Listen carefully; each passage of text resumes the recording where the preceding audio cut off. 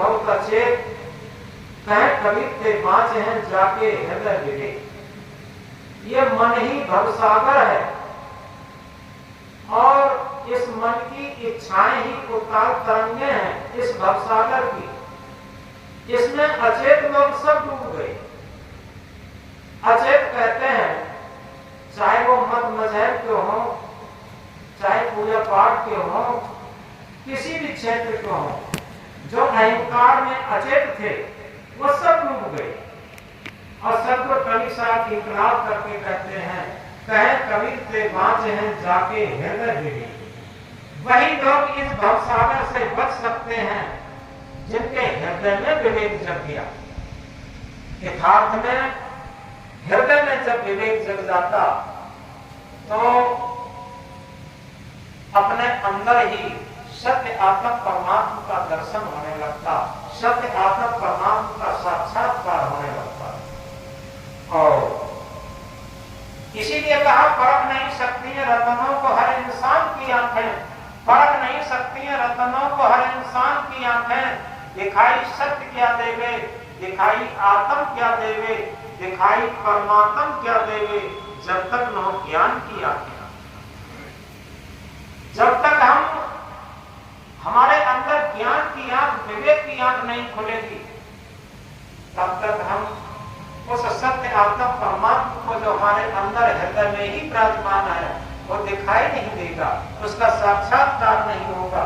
तब तक केवल हम झगड़ते रहेंगे, लड़ते रहेंगे और मन के अहंकार में फंसते रहेंगे। तो इसलिए इस बात को सूक्ष्म में समझें। एक लाइन में एक बात कहा करते हैं, जिसके मन में मोह न समाया उसकी दृष्टि बेलखती नहीं है। थोड़ा गहराई से समझें, चाहे हम गृहस्थी में हैं, चाहे हम विरक्ति में हैं, जिसके मन के अंदर जितना मोह अधिक होगा उतना ही वो दुखी होगा।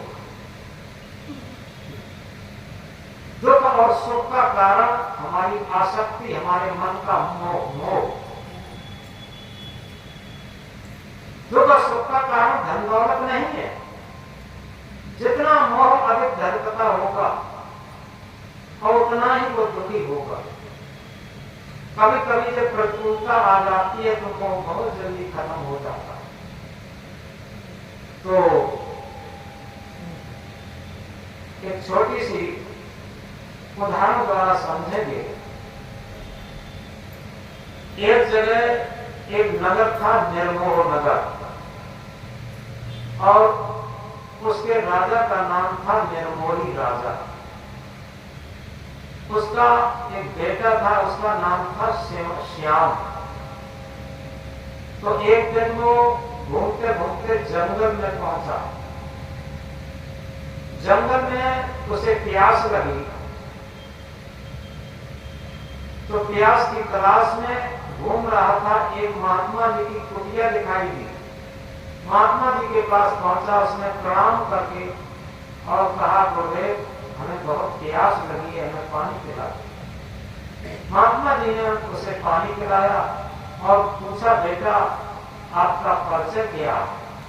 तो उसने परिचय में बताया कि गुरुदेव हमारे गांव का नाम, हमारे शहर का नाम निर्मोह नगर है और हमारे पिताजी उसके राजा हैं जिनका नाम निर्मोही राजा है। संत ने कहा कि बेटा तुम बिल्कुल झूठ बोल रहे हो। पहले तो कोई राजा होगा वो निर्मोही नहीं होगा और जो निर्मोही होगा वो राजा नहीं होगा। ये दोनों चीजें अपने आप में अलग अलग है। जो निर्मोही होगा वो राजा ही नहीं होगा और जो राजा होगा निर्मोही नहीं होगा, ये हो ही नहीं सकता। तो लड़के ने कहा कि गुरुदेव आप अगर मेरी बात नहीं मानते तो आप परीक्षा कर सकते। आप ऐसा करिए, हम कब तक आपके कुटिया पर यही हैं, आप हमारा एक आध कपड़ा लेके जाइए और जाकर के परिवार वालों से पूछिए। तो महात्मा जी को लगा कि चलो परीक्षा करते। लड़के की शर्ट वगैरह ली और ले जा करके वो उसी पूछते पूछते निर्मोह नगर में पहुंच गए। और जैसे ही निर्मोह नगर में पहुंचे और राजा का किला बना हुआ था, किला में जैसे ही प्रवेश किए तो दासी मिल गई गेट पर ही। तो महात्मा जी ने कहा, तू सुन चेरी श्याम की बात सुनावो तो कुंवर विनाशो सिंह ने आसन पर्यो मोर। कि यह श्याम की दासी, जो तेरा बेटा श्याम था, वो हमारे मणि पर गया था तो वहां जंगल में हमारी मणि के पास सिंह ने उसे खा लिया। हमारे आसन के पास देखो ये शर्ट है, ये चिन्ह लेकर के हम आए। तो वो दासी क्या कहती है, ना मैं चेरी श्याम की ना कोई मेरा श्याम, प्रारब्ध वश मिले ऋषि, प्रारब्ध वश मेल भो सुनो ऋषि अभिराम। यानी मन न मैं किसी की चेरी दासी हूं और न कोई मेरा श्याम है। ये तो हमारे प्रारब्धिक संस्कार थे, कुछ दिनों के लिए इस घर में हम सेवा के लिए आ गए, बस इतना बहुत। तो महात्मा जी को ताज्जुब हुआ। इसके बाद आगे बढ़ते हैं तो आगे श्याम की पत्नी मिल जाती है। पत्नी मिली, वैसे ही महात्मा जी ने कहा, तू सुन सुंदर तू सुन सुंदरी श्याम की बात सुनावो तो कुंवर विनाशो सिंह ने आसन पर्यो मोर। तू सुन चतुरा सुंदरी अवला यौवनवान, देवी वाहन दल मतो तुमरो श्री भगवान। यानी तुम्हारा श्री भगवान यानी पति को सिंह ने खा लिया है जंगल में हमारे मणि के पास में। ये देखो शर्ट है, ये सिंह है। तो उसकी पत्नी क्या कहती है, ना मैं तपिया तक क्यों छोड़िया, यहाँ पलक नहीं सो। तपिया तक क्यों छाड़िया, यहाँ पलक नहीं सो। भाषा जगत सराय का सभी मुसाफिर हो। हे तपस्वी, तूने तप क्यों छोड़ दिया, ये तो भाषा जगत सराय का, यहाँ तो सभी मुसाफिर लोग हैं। तो इस तरीके से घूमते हुए वो रानी के पास पहुंचा। रानी से कहा, रानी तुमको विपत अत सुत खायो मृगराज, हमने भोजन ना कियो किसी मृतक के पास। हे रानी, तुमको बहुत बड़ी विपत्ति है, तुम्हारा सुख बेटा मृगराज यानी सिंह ने खा लिया है और हमने इसी कारण से भोजन भी नहीं किया और ये चिन्ह लेकर के आए।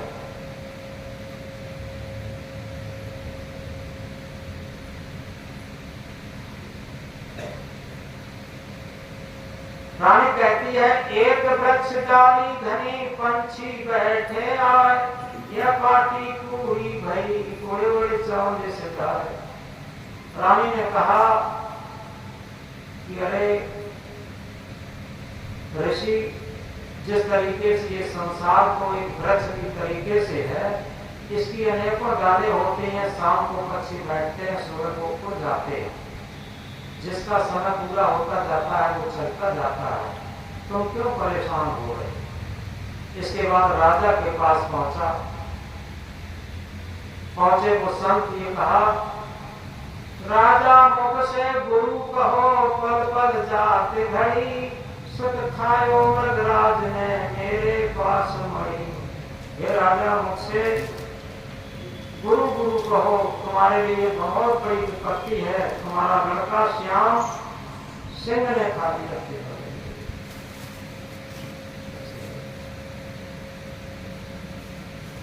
तुम्हारा बेटा सिंह ने खा लिया है और तुम्हारे लिए बहुत बड़ी विपत्ति है, तुम्हारे लिए सब अंधकार ही अंधकार है।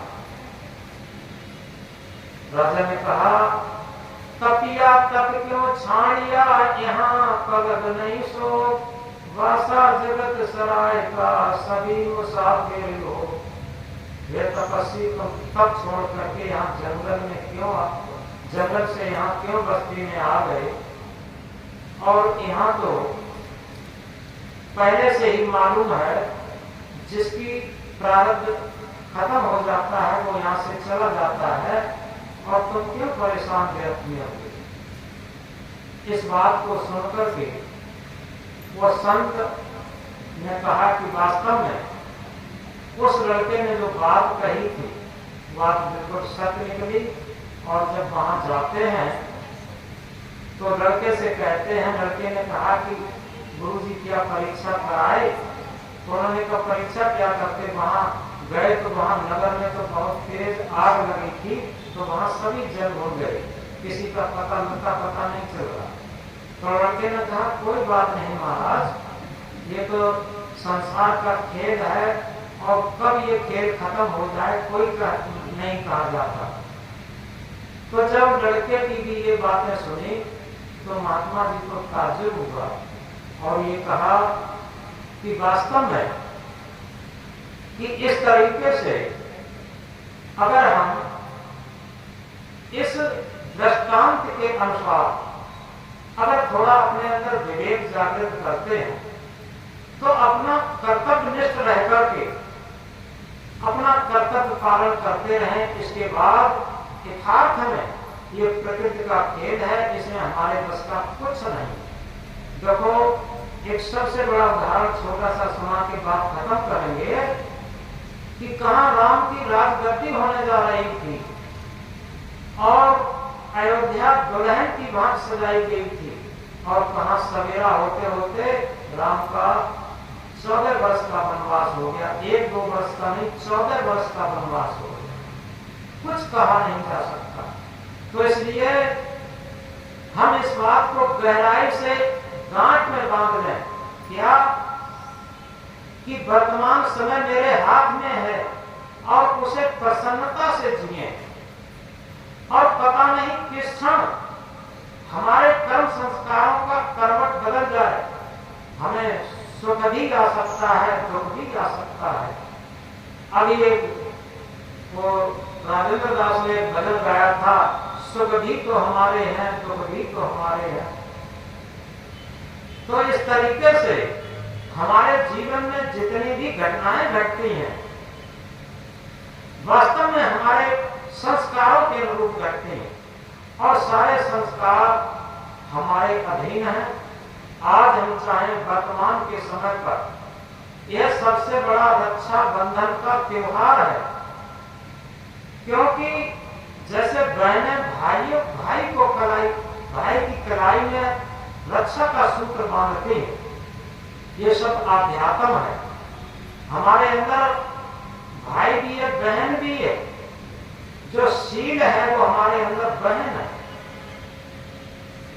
तो सदगुरु कवि साहब ने कहा, शीलवंत सबसे बड़ा सब रत्नों की खान, 3 लोक की संपदा रही शील में आन। ज्ञानी ध्यानी संयमी दाता सूर अनेक, जपिया तपिया बहुत है शीलवंत कोई एक। थोड़ा हम गहराई से समझ, बहुत सारे लोग ज्ञानी मिल जाएंगे, ध्यानी मिल जाएंगे, जपिया मिल जाएंगे, तपिया मिल जाएंगे, सब तरीके के मिल जाएंगे, लेकिन क्या वो शीलवंत भी है? यदि वो शीलवंत है तो निश्चित है शीलवंत सबसे बड़ा सब रत्नों की खान। शील की रक्षा के लिए आज एक त्योहार है ये रक्षा बंधन। अपने शील की रक्षा के लिए, चरित्र की रक्षा के लिए हम भाई कौन है? आत्म भाव, आत्मा का भाव। दुनिया में कोई नहीं, केवल आत्मा का सच्चा भाव ही हमारा वो भाई है जिसके हाथ में आज रक्षा का सूत्र बांधने पर हमारा शील सुरक्षित रहे। तो यथार्थ में रक्षाबंधन सच्चा त्योहार है। हम अपना आत्म भाव जागृत करें और आत्म भाव के को ही सौंप दें। अपनी रक्षा, अपने शील की रक्षा का भाव, जब अपने शील का, अपने चरित्र का भाव, अपने आत्मा के भाव को सौंप देंगे तो निश्चित है हमारा जीवन शीलवंत होगा। तो इसलिए शीलवंत सबसे बड़ा, सब रत्नों की खान, 3 लोक की संपदा रही शील में खान। दूसरी बात, ज्ञानी ध्यानी संयमी दाता सूर अनेक, जपिया तपिया बहुत है, शीलवंत कोई एक। यथार्थ में जब हमारा जीवन शीलवंत होता है तो समझो हम सच्चा रक्षा बंधन त्योहार मनाने में सार्थक हुए। बहनें हैं वो शील का स्वरूप है और बहनों की सुरक्षा करना यानी एक शील की सुरक्षा करना है। और ये तभी हो पाता है जब अपने हम जीवन में ये समझें कि जितने भी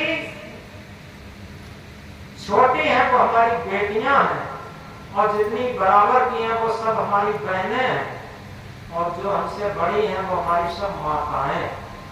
ये सच्चा त्योहार है, ये सच्चा शीलवंत होना है। इस बात को अपने हृदय की गांठी में बांध लें। जितनी भी छोटी हैं वो हमारी बेटियां हैं, चाहे किसी क्षेत्र में है, और जो हमारे बराबर की हैं वो हमारी बहनें और जो हमसे बड़ी हैं वो हमारी माताएं हैं। और इस तरीके से अगर हम अपने जीवन में एक रक्षा सूत्र बांध लेंगे तो हमारा जीवन शीलवंत हो जाएगा, हम किसी भी क्षेत्र में हो। तो इसलिए आज इस रक्षा के सूत्र को बांधने के लिए हम अटल रहे अपने क्षेत्र में, क्योंकि जब इस तरीके से अटल रहेंगे तो हमारी जो शील बहन है वो निश्चित सुरक्षित रहेगी। और इसी की सुरक्षा करना हमारे आत्म भाव का कर्तव्य है। और ये तभी होगा जब हमारी शील रूपी बहन आत्मा के भाव के अनुरूप अपना आचरण बनाएगी, तभी ये रक्षा बंधन त्योहार सफल होगा। तो इसलिए बहुत अधिक न कहकर आज रक्षा बंधन को भौतिक में भी और आध्यात्म में भी घटा करके कुछ निर्देशन दिए। जैसे कबीर साहब ने बीजक में एक हिंडोला प्रकरण में कहा है, कहो को ऊंचे कहो के नीचे स्वर्ग भूत न जाए, अब धार्मिक धर्म हिंडोल बांधने नहीं है। यथार्थ में ये मन रूपी हिंडोला झूला पूरे जीवन झुलाता और ऊंची नीची योनियों में भटकाता, ऊंचे नीचे कर्म संस्कारों में भटकाता, ऊंचे नीचे विचारों में भटकाता। निश्चित अगर हम सच्चे आत्मा के पथिक हैं, परमात्मा के पथिक हैं, धर्म के पथिक हैं, भक्ति के पथिक हैं, तो निश्चित है आत्म भाव के अनुरूप जीवन बनाना शुरू करते हैं तो हम इस हिंडोला धर्म हिंडोला में नहीं भटकेंगे और सच्चे भक्ति पथ पर चलेंगे। और इसीलिए कहा अर्थ खरब द्रव्य हो उदय अस्त राज भक्त महात्म ना तुले, ये सब कौन है काज। अरब से खरब तक द्रव्य हो जाए, उदय से अर्थ राज हो जाए, लेकिन भक्ति धन के मुकाबले दुनिया में कोई धन नहीं हो सकता। दूसरी बात जो बहुत मैन है, वर्तमान समय को हम बड़ी प्रसन्नता में काटे हैं। इस बात को गहराई से समझें। कल का कोई भरोसा नहीं, जैसे कहा है टुमारो नेवर कम, कल कभी नहीं आता। कबीर साहब ने जैसे कहा वर्तमान को बरतो भाई, भूत भविष्य देव भाई। हमारा भूत कैसा भी हो कोई बात नहीं, भविष्य कैसा भी हो कोई बात नहीं, लेकिन वर्तमान जब सुंदर होगा तो भविष्य भी सुंदर होगा और भूत भी सुंदर होगा, दोनों सुंदर हो जाएंगे। तो वर्तमान को सुंदर बनाने के लिए वर्तमान में हम प्रसन्न रहना सीखें। और प्रसन्न तभी रहेंगे जब हमारे पास अच्छे विचार होंगे, अच्छे संस्कार होंगे। तो इसलिए अंतिम बात कहकर के बात बंद करते, फूल बनकर मुस्कुराना जिंदगी है, फूल बनकर मुस्कुराना जिंदगी है, मुस्कुराकर गम भुलाना जिंदगी है, मुस्कुराकर गम भुलाना जिंदगी है। जीत कर मुस्कुराए तो क्या हुआ, जीत कर मुस्कुराए तो क्या हुआ, हार कर भी मुस्कुराना जिंदगी है, हार कर भी मुस्कुराना जिंदगी है। वो पथ क्या, पथिक सफलता क्या, जिस पथ में बिखरे शूलन हो, उस नाविक की धैर्य परीक्षा क्या, यदि धाराएं प्रतिकूल हो। सुरखरू होता है इंसान ठोकरें खाने के बाद, सुरखरू होता है इंसान ठोकरें खाने के बाद, हिना रंग लाती है पत्थर पर घिसने के बाद। हिना कहते हैं मेहंदी को, मेहंदी अगर पत्थर पर न घिसी जाए तो उसका वास्तविक रंग लाल नहीं होगा। इसी तरीके से हर कठिनाई, डिफिकल्टीज मेक्स मैन, कठिनाइयां आदमी को बनाते हैं। किसी भी कठिनाई में हम घबराए नहीं, केवल साहस और शौर्य के साथ लगे रहें और प्रसन्नता से अपने विवेक विचार से लगे रहें, डटे रहें और कमर कसे रहें कि हम सच्चे पथ पे राही हैं, कह सकते दिन को रात नहीं, ईमान के दो टुकड़ों में ये मेरे बस की बात